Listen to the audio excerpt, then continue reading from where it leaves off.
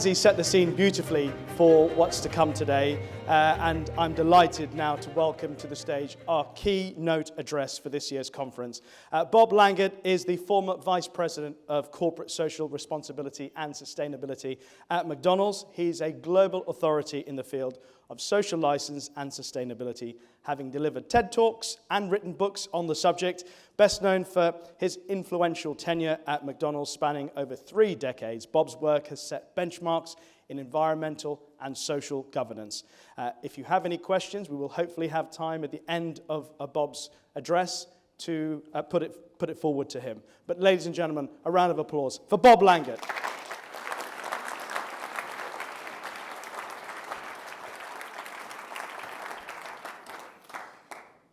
I can't tell you how much I've been looking forward to being here and to share McDonald's turbulent journey over those 35 years. And a lot of lessons learned. That's why I have the title. A lot of lessons learned, a lot of hard knocks. Boy, we were under attack all the time. I'm not sure if many of you feel the same way in your industry. And we figured out along the way, and this is the key, is that there's a way to turn this thing around. Instead of being fearful of all these issues in society and looking at all these sustainability issues as being complex and peripheral and a pain in the butt, the reality is you can turn it around. I have so much passion and conviction that if done smartly and strategically, you have a beautiful sport, a beautiful animal. You don't deserve to be under attack, right? And what I see is, why is it that so many organizations play defense and just sit around and wait for a crisis to happen? It's a disease. I'll talk more about it. And I'm just convinced that you can turn it around and develop a strategy, get on your front foot, and you can figure out ways to look at this as an opportunity. So really, that's the theme of my talk, is that all these issues in society, they're not to be feared, they're to be expected. That is the world. The world has expectations of us. That's one of your primary jobs, is to satisfy the people out there with their concerns one way or the other. And the only way you're going to do it successfully is by developing a proactive strategy. So I'm here to share that journey with you. And just a bit about McDonald's to tell you where it kind of come from. The first thing I want to say, it's unbelievable that McDonald's serves 1% of the people in the world every day. I mean, to think that 70 million people come to McDonald's every day. And I say that because we serve really everybody in the world. And we probably had the research within McDonald's that had, there's no other company that knows the consumer better than McDonald's. And one of the things that we learned along the way is that the global consumer cares and is concerned about organizations like McDonald's and yours being responsible. And secondly, we had 45, can you imagine 45,000 restaurants? But they're run by 5,000 owner-operators that are independent business people. 95% of McDonald's is owned by these individual entrepreneurs, and believe me, they pinch the pennies. They don't want to be told what to do, and they're looking at every way to save a buck. That's the definition of being an entrepreneur. So me leading sustainability, I just couldn't come up with some nary-fairy, wild dreams of what sustainability is. I'm a big believer in kind of pragmatic sustainability, because at the end of the day, it has to resonate with people that run small businesses. So that's kind of where I come from. Yeah, this is a slide to represent much of the journey. I talked about this turbulent journey.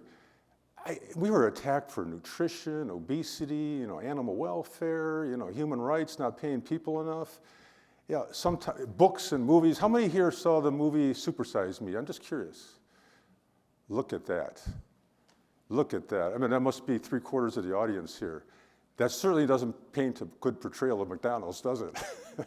By the way, how many people read Fast Food Nation here? Almost everybody in America, like in colleges, they're all required reading to read Fast Food Nation, which is basically a diatribe against McDonald's and everything it stands for. Sometimes I would wonder along the way in this journey, like how did McDonald's succeed? How did we actually grow and thrive as a business? And one of the keys that we learned early on, I mean, I started leading this area back in the late 80s, is that our company was very dedicated to doing the right thing. And maybe it's hard to believe for you, but all the meetings I was at over tough issues, our management team, our executives, that was always the first question they asked. And I really liked the idea that I worked for a company that had that screen. So that middle slide, I want to highlight what's wrong with McDonald's. Because, hey, I'm here in the London area, and by the way, did you know, there's probably not a whole lot of people that remember the McLibel trial? How many people remember this McLibel trial back in the mid-90s? Maybe about 10 people. It was probably the biggest corporate blunder ever. I've seen it on the list of any public relations company, like what are the 10 biggest mistakes a company made? McDonald's made the list. And what we did is there was two nobodies that were passing out millions of leaflets around the UK back in the 90s. It was a 2-page leaflet that basically said everything damaging about McDonald's. We're destroying the earth, we're neglecting animals, we're poisoning people, making people obese, all these charges. Our CEO at the time got really mad, insisted that we sue these two people. One of the worst mistakes ever, because we gave them a platform. And they took that platform, and I always remember the birth of the internet being you talked about social media. I mean, back in the wouldn't the world be great if we didn't have the internet? Because nobody knows what's going on. And all of a sudden now, they had the internet back in the mid-90s. We were the first company that was campaigned against globally on a global campaign called McSpotlight. And it was everything negative about McDonald's passed around the world, the first time ever. And it's really very humbling to be criticized for somebody like me, so my friends, my neighbors, my community. I would go to parties, it's like, you work for a bad company, don't you? They made me feel guilty, So these are all things that we had to contend with. So I'm here to share our conversion story, our conversion from looking at this as kind of Pandora's box. Oh, if you work on this, I'm opening up a lot of troubles and bringing attention to my business that I don't want to bring attention to, rather than seeing it as an opportunity to actually grow your business, grow your relevance, grow your customer base. And we ended up developing strategies that did that. So I want to share some stories about this journey, and I really think the lessons learned are very relevant for you. The first one, this is our emergence. This was our issue back in the late 80s. You kind of have to put yourself back there, and many of you aren't even that old to remember that time. But this package was very notorious. You're a young person. This is a polystyrene container, and believe it or not, it became a symbol of everything symbolizing that the world is getting filled up with waste. We're running out of landfills for garbage. There was a crisis back in the late 80s. That's what the headlines were. And who was the symbol of this problem with waste in a disposable society? McDonald's became the symbol. This package became the symbol. Here we are, a company that was created in 1955 that was beloved by everybody in the community, for over 30 years. And all of a sudden, in the late 80s, we are the devil. We are not a good company. And in very typical fashion, I've learned, we in the company said, hey, who are these people that criticize us? You're wrong. We are good people. We're from Chicago. We're headquartered in the Midwest. We're nice people. We have good values. Why are you criticizing us? And it was a tough lesson to learn.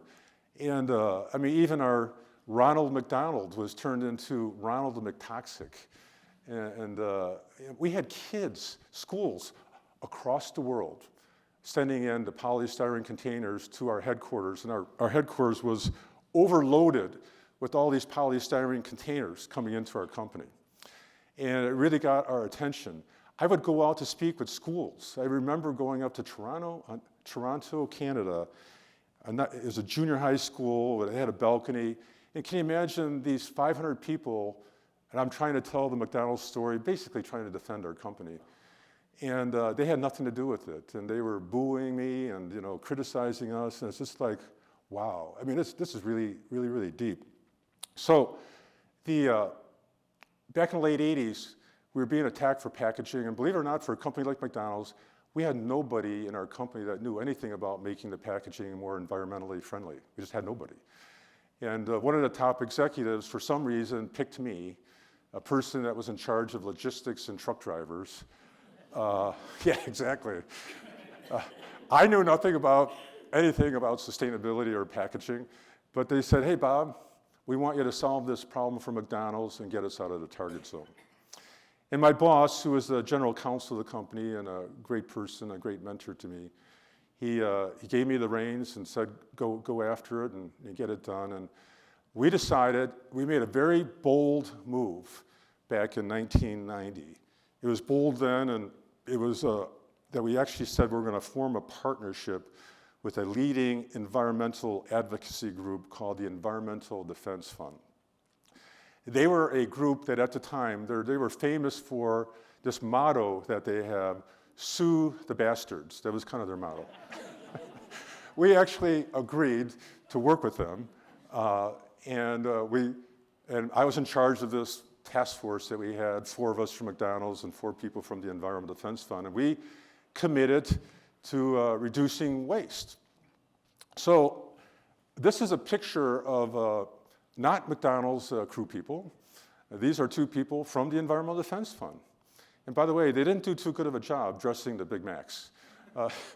But I gave them hats off. I was very nervous about this is my first big thing I'm doing at McDonald's. And I'm thinking these environmental defense people are tree huggers and not really going to care about McDonald's business and the bottom line that we had. But one thing we learned, we were smart about setting up an agreement ahead of time, expectations. We had a written agreement, and part of it was we insisted that they work in our restaurants, that they present pragmatic solutions to us, and that they not change our business model. Like we're a fast food restaurant, quick service, quick value. We're not going to change into some fancy, sit-down restaurant. So if you can work with that context, and they agreed to that. They said to us, we want you to be completely open. We want open access to anybody to talk to, any data, any place, anywhere. We agreed with that. Now, how many companies would do that back in 1990? I actually asked how many people would do that today. Open up, very key. It's fundamental, this openness model. So we started working together, and this idea of me being kind of scared of them, that they're going to try to put us out of business, it went away very quickly, because these people were very smart. They were very caring. And it ends up that we became friends. We, long story short, over 6 months, we developed a whole waste reduction plan of 42 ways to reduce, reuse, and recycle. They brought us ideas that we just never would have thought of by ourselves. I'll give you a few examples. It's like, hey, the napkin. We can reduce the napkin by 1 inch. Doesn't sound like a big deal, but we could do it, and the customers wouldn't realize it. And believe it or not, we save 15 million trees a year. I mean, that's the impact of being the size of McDonald's. Instead of having a white bag, we could have a brown unbleached bag. And I don't want to get overly technical with you, but basically the brown unbleached bag with recycled content is enormously better for the environment. And by the way, it's a stronger bag. It's got more strength to it. Our marketing people didn't want to change it because brown is not the best surface to create a message versus the white bag. But the company agreed to do it, and it's just one of the best changes we ever had. So the bottom line is we made all these changes, and it was such a great success. And I want to show along the way the importance of these, I call them third parties. Because in order to gain credibility, it's not up to McDonald's to say we're doing a good job dealing with waste and packaging. I mean, if I were to go out there and talk to the New York Times and say, yeah, we take it seriously and we're reducing waste, are they going to believe a corporate suit like me? I don't really think so. I wish they would, but the fact is, they're going to believe Fred Krupp, who heads up the Environmental Defense Fund, who is fiercely independent. We couldn't even buy them a cup of coffee because they didn't want to be tainted with corporate money. And look at what he said here about McDonald's. This is worth, for us, millions of dollars. They have this idea that these third parties support us. So what we learned along the way is this formula for success. And this is the formula that really dictated all of our work, all the work I led for all these 3 decades and still today for McDonald's, that this really works, this template of being open. Because you can't have a good process of credibility until you open your doors. You can't hide anything, because once you start hiding, you can't gain trust. Secondly, collaboration is key. You cannot tackle these issues by yourself, even if you think you're the smartest people in the world. And by the way, I run into a lot of companies. And I can tell you lots of stories of companies, our suppliers at McDonald's, that thought they were really smart. They knew it, they're science-based. Monsanto's an example, but that's another story. But you know what? You're not smart enough. You have to deal with your stakeholders. You have to be open to bring them in and collaborate, like we did with the invite the critics in. Invite the critics in. And by the way, I learned along the way, I would say 90% of the critics are not really critics against your business. They want you to become better. And that's the secret, is finding partners that are willing to be critical but yet constructive. And I think in the nonprofit area, most of them are well-meaning. Of course, you got all these activists that are radical, and that's not what I'm saying, but most of them want to help you do better. And lastly, this idea that you take action. Yeah, I worked with so many companies that thought they could just kind of PR their way around it and just communicate, stuff and make themselves look good. No, you got to have proof points. You have to have tangible actions. And one of the beautiful things about all this work, and you'll see more examples of it, this work didn't cost extra money. We didn't spend one dime more for all the changes that we made. And in general, I have learned that if you're smart about it, sometimes there's investments, but you can do things that kind of make sense for your business. So this is a win-win, and this became our template for everything we did in the future. The second story, which is probably closer to home for all of you in this audience, is animal welfare. So in the 90s, we struggled with this issue. And I would say animal welfare, if you were to ask me what's my favorite thing I worked on, I would say it's animal welfare, because it's so complex. I mean, you're no longer dealing with a package or a cup. You're dealing with an animal, a living creature. And the fact that you have such a different way to look at it ethically, like what's right and wrong about all the practices. So we were under attack during the 90s on animal welfare. That made sense. By the way, McDonald's buys 2% of all the meat in the world. Can you imagine that? That's a pretty sizable number. So obviously, we're in the target zone. We should have a strategy on animal welfare, shouldn't we? Well, in the mid-90s, we had no strategy at all. Very similar story. My boss comes to me, Bob.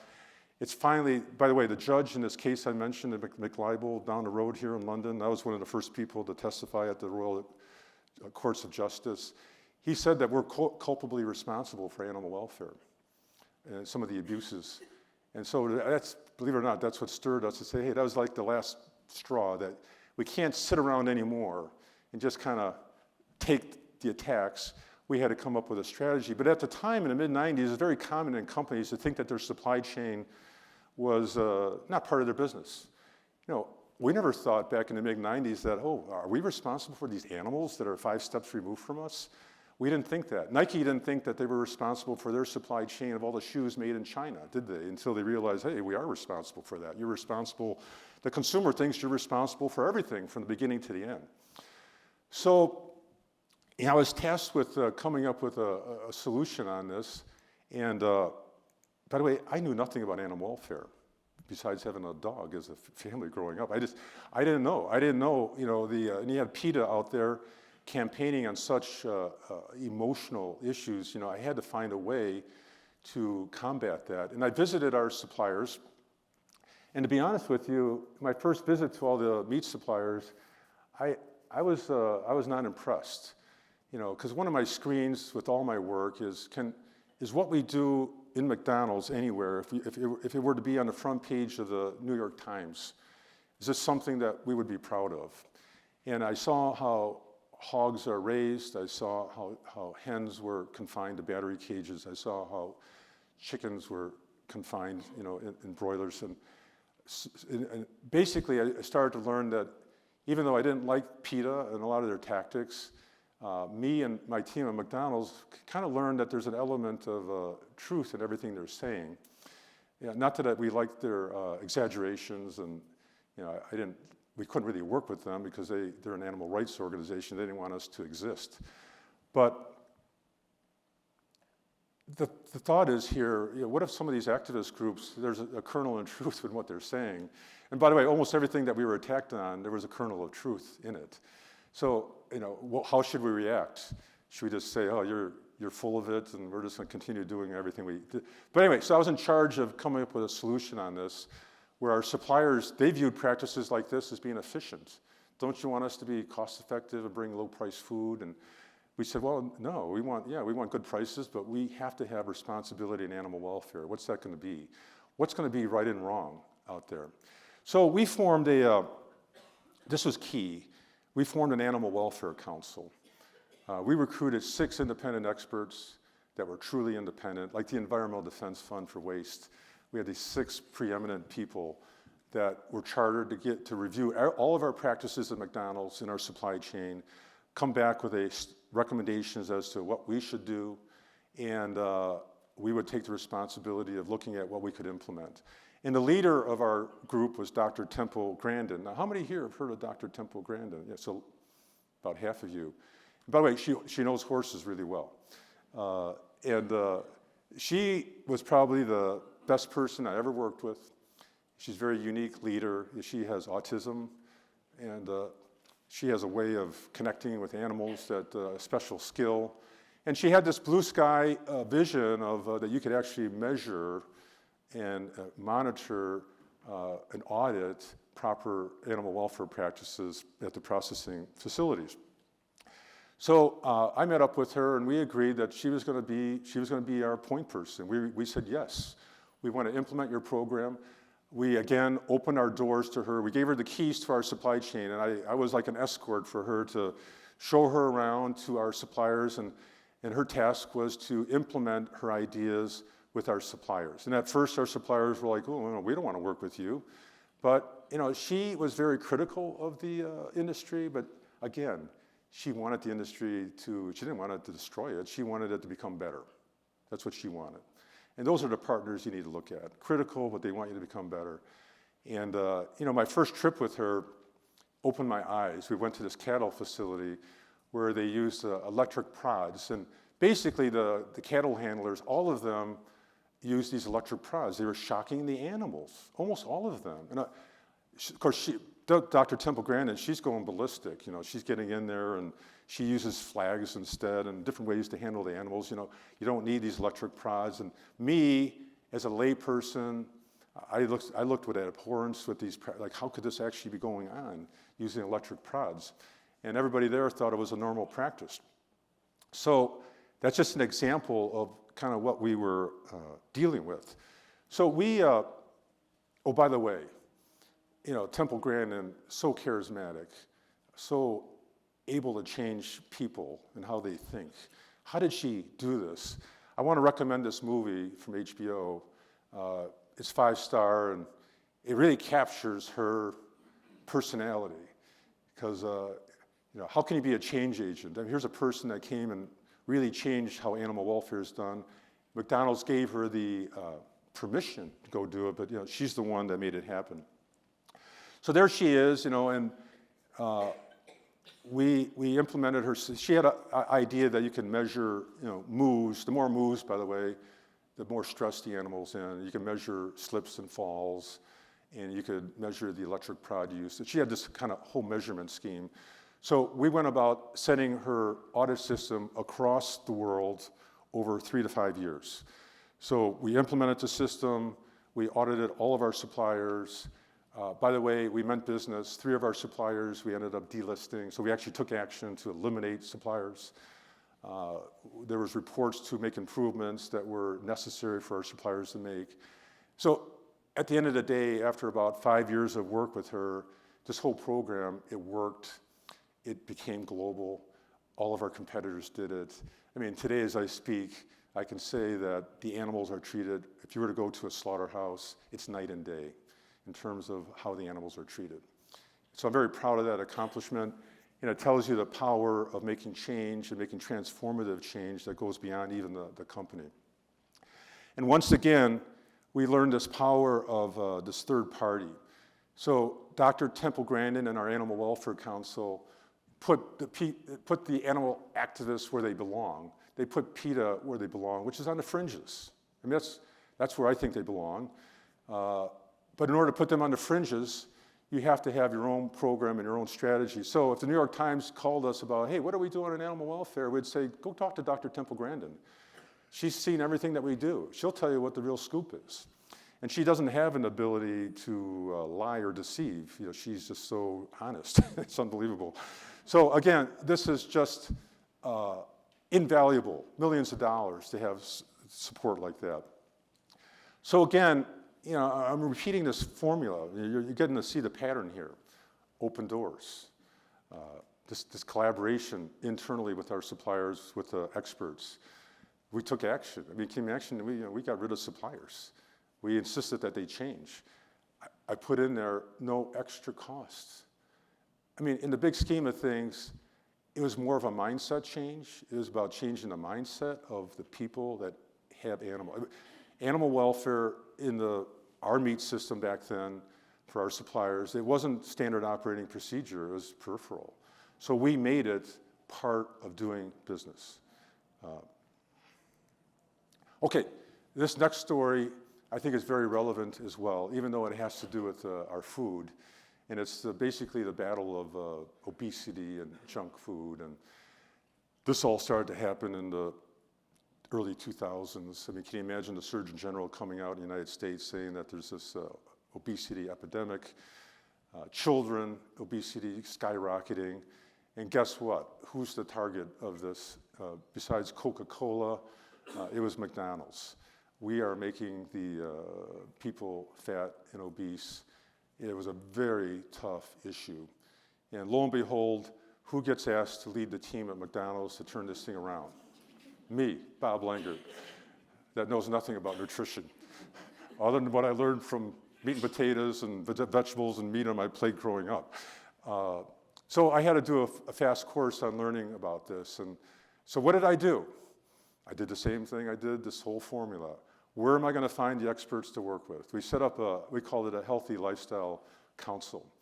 We brought in 12 of the leading experts on health around the world. It was just such a great, all these smart people coming in. They loved it too, because here they're coming into a company, and we had meetings with our CEO regularly.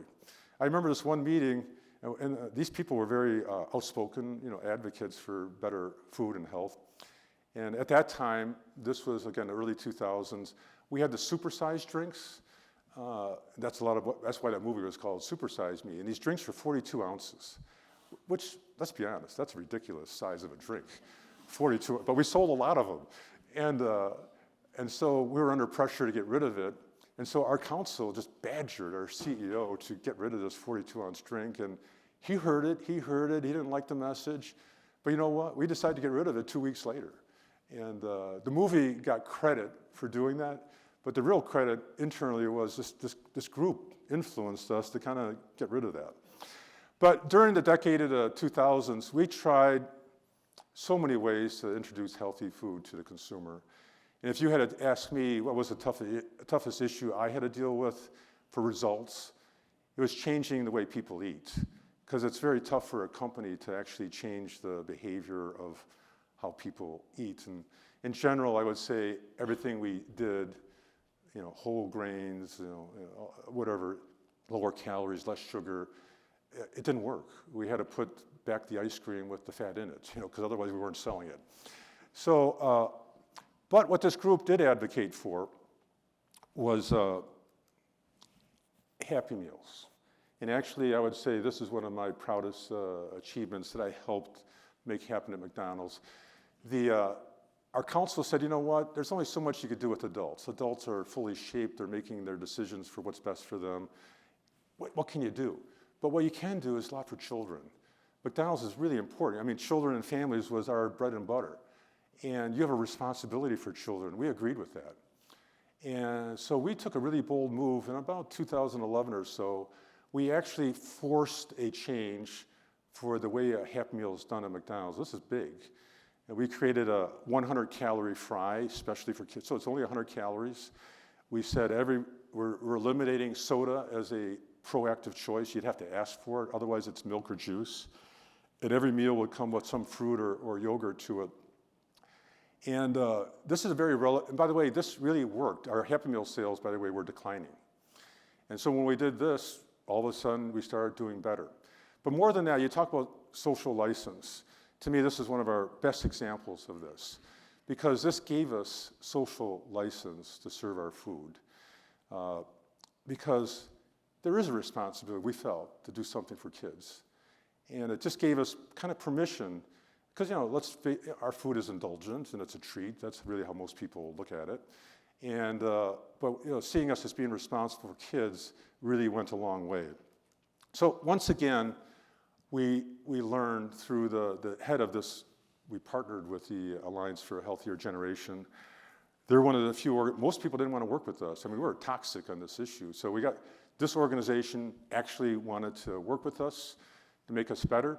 And, through them, they helped influence us to make this change, and look at what they said. You just can't buy this, advertising for our company.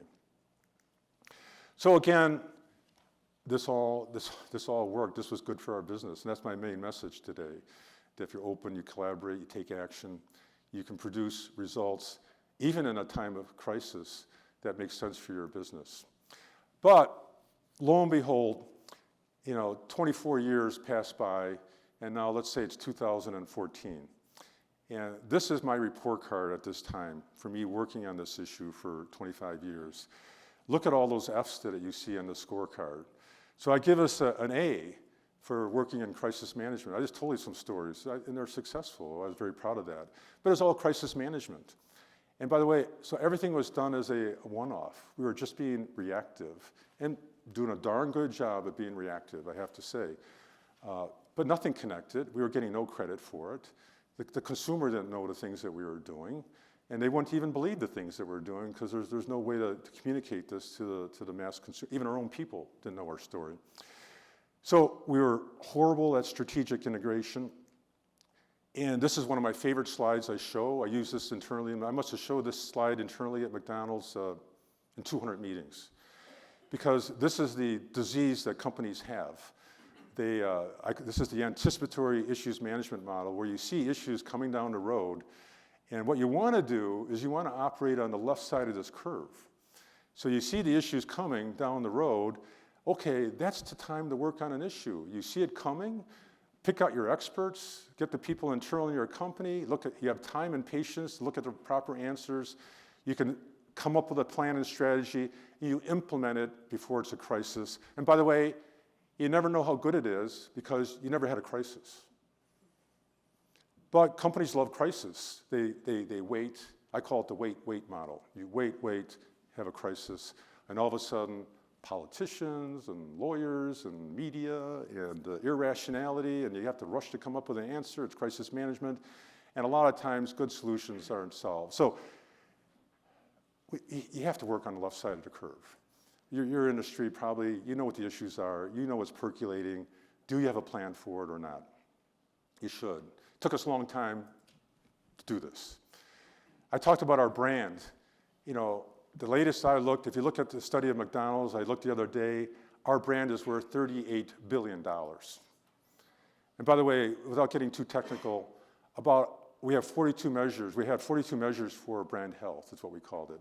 Half of them were related to sustainability issues, treatment of people, animal welfare, ethics, supply chain, environmental, all that type of stuff. Only 70, can you imagine 71% of your customers not feeling good about the food they're eating? And by the way, our research showed that the reasons for all this guilt were related to the sustainability issues. We were very successful because great food, great taste, convenience, good price, that's what made us successful. But they felt guilty about coming to McDonald's. Is that a sustainable model? We said it's not. And our communication as well was all defensive. When we were being attacked, the PR department would always come up with some mealy-mouse statement, defensive, you're wrong. We just didn't approach it good at all. So finally in 2014, this is our turnaround, where we said, hey, we're gonna, and I wonder how many of you feel like this today, we're gonna turn it around from this right thing to do. We're actually gonna make it central to growing our business. Instead of being disjointed, we're gonna be focused. Instead of being, a potpourri of stuff, we're gonna be very focused. And we're gonna figure out that all the things that we're doing, they're not registering with consumers. We're gonna figure out a way to get credit for this and share our story. But the journey, this is the last battle I wanna talk about, the battle of the internal company. This is a very interesting story because the new CEO told me to create a very bold strategy. He said all those things. I want a bold strategy. We can't play defense anymore. I want to be proactive on our front foot. I want to be proud for what we stand for. Bob, lead a team to create a strategic framework for McDonald's. I was never more excited in my life to be given that mission. My day had finally come. Formed a team. I came, after working on it for a year, came to the top 15 people in a room, and I gave our recommendation to top management. And was it successful and approved? The exact opposite. I presented this idea of shared value, how we're going to do things that are good for business and society. I shared our 9 goals that we had. One of them was like all of our packaging and food is going to come from sustainable sources. And all of a sudden, this idea of the reality of we're going to be proactive and strategic and set these ambitious goals. The chief lawyer of our company said, hey, we can't be doing this. There's too much risk involved. We just opened up in Vietnam. How are we going to have sustainable fish in Vietnam? I mean, all these people were afraid. All of a sudden, the CEO that told me to be bold, he said to me, you got to dumb it down. I want you to go back to the team, come back in a month, make this more simple. I want to achieve 10-year goals where I know I can actually get things done in 1 year, dumbing it down. So I came dragging away from that meeting, very discouraged. I went back to my team, and we said, you know what? The top management's wrong. It's not our job to dumb it down. That's not going to do any good for the company. Stakeholders are going to see through that in a heartbeat. So we doubled down, made a few tweaks, but basically I came back with the same strategy. But I came back with a different way of describing it, because our company had talked about taking leadership. So I presented this leadership curve, and I spent 10 minutes on it, and I'm going to spend 30 seconds on it with you. But basically I said, hey, you're asking to have no risk. And if you look at this chart, if you want to take no risk, you're going to be in the very lower left here, with no leadership, nothing you're doing. You're going to be a laggard. So I asked the team, I asked the executives, what do you want? If you want to be a leader, we're going to have to be somewhere on this curve of having a certain amount of risk. And everything we do doesn't have to be on the far end of the curve. We can vary what we do for food and community and people.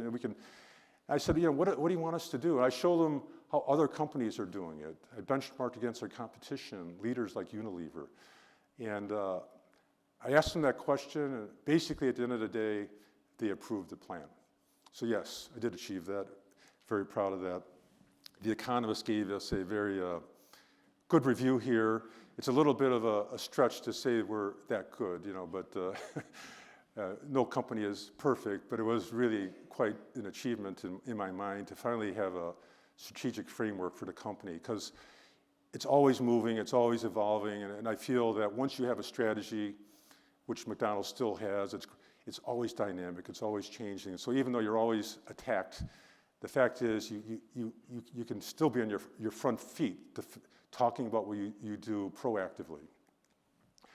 So this is the last part of the equation here. So this is the final formula for success. It is openness, collaboration, and action, but you have to have a strategic framework as well, because otherwise it's all disconnected. This is what's going to make it work. So to review my recommendations for any organization to be successful, it starts with this idea of being open and transparent. Quickly look at this list. Are you like this? Are a lot of companies like this? I don't really think so. But don't get into the space unless you're willing to be open. You need to collaborate. You don't know it all. Even if you know it all, you don't know it all. And you're not going to get any credibility. You can't be the ones that say you're doing a good job. You have to work. Multinational companies have a negative trust gap. So you have to work with these outside experts to gain credibility. You have to have action and proof points. This is just a slide to show that it's not just PR. And you have to build a business case that makes sense. And the business case is there. I don't have to talk about this too much, but the fact is, our brand, our research showed that for every 1% increase in our brand health, we can improve sales by 2%. So why aren't we spending more money to protect our brand health? It's because all the investments are long-term. You can't improve your area this year. You can't do it overnight, like selling your Big Macs for 99 cents. This takes 3, 5, 7 years to kick in, and most organizations aren't willing to do that. Are you willing to do that? So put it in perspective, this whole issue, back when I started in '89, this was what corporate sustainability was. Nobody knew anything about it. There's no definitions, no standards, no nothing. Today, companies have chief sustainability. McDonald's has 34 people that work on sustainability within their title. I can't imagine that.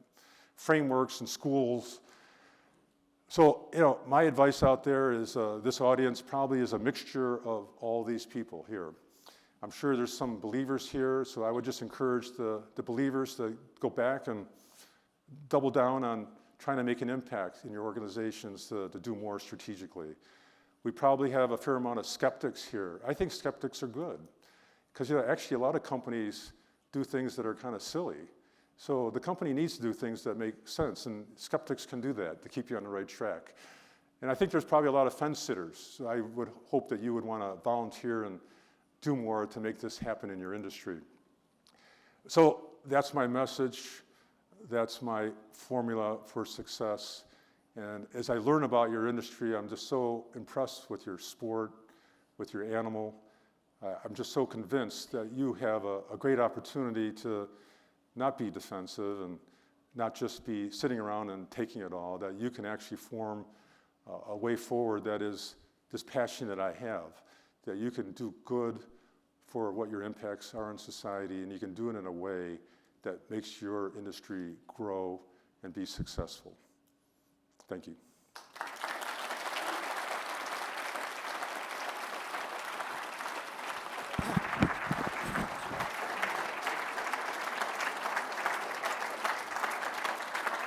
Bob, thank you.